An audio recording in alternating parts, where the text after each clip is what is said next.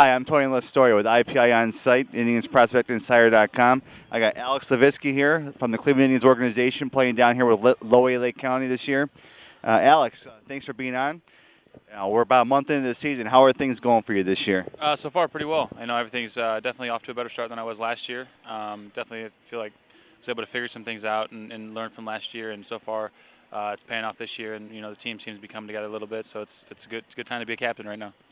What you had the experience last year under your belt. What have you kind of taken from last year going into this year? Yeah, last year was definitely a big transition. I felt like for me coming out of high school and right into the first full season.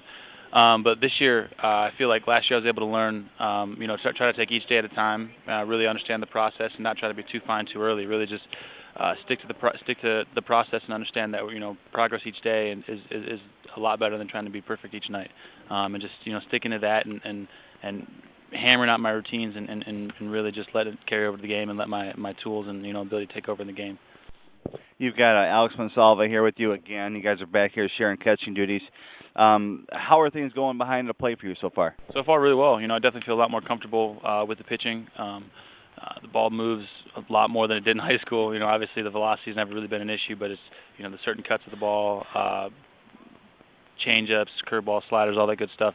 That all comes down to being a pro ball. You see great arms every night, both behind the plate and offensively. So far it's been a lot better than last year. It's amazing. It's been almost 2 years since the draft.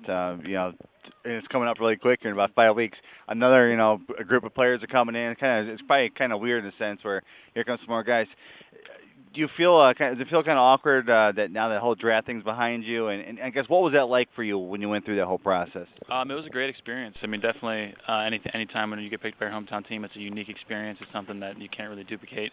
So it was an awesome experience for me and my family. We got to definitely enjoy it to the fullest, being so close to the Indians and having that whole summer through negotiations and with signing the last day, I was able to be around a lot. So it was a great experience for me, and I just was thankful for the opportunity.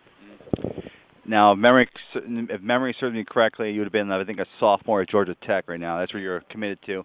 I know you're gonna.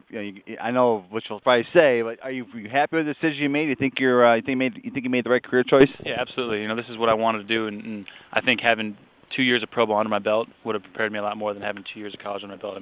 Coming out of college, I'd have been a draft eligible sophomore coming out this year again, and probably would have ended up in right where I am right now.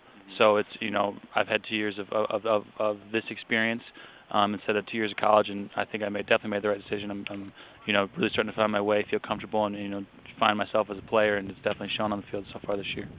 Speaking of the preparation, you had your first chance at a first full off season after a first full season as a professional.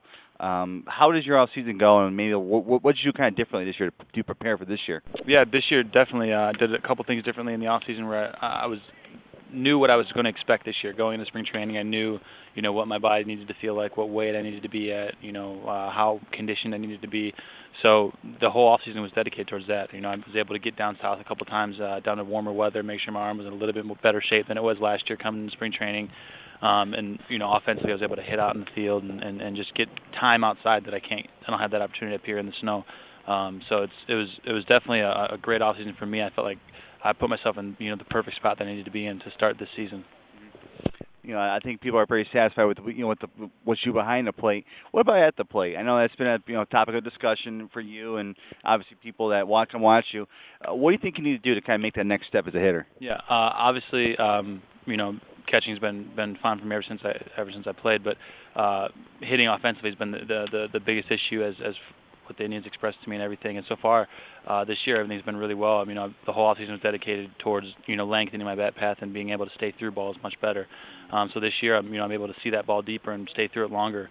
And so far, it's really paid off. I've been able to sit back and wait for those pitches away and hammer them to right field like they really want me to. So I think just continuing that process, continuing to progress in that way is going to lead me to become the hitter that they expect me to be and what they see me in as a future.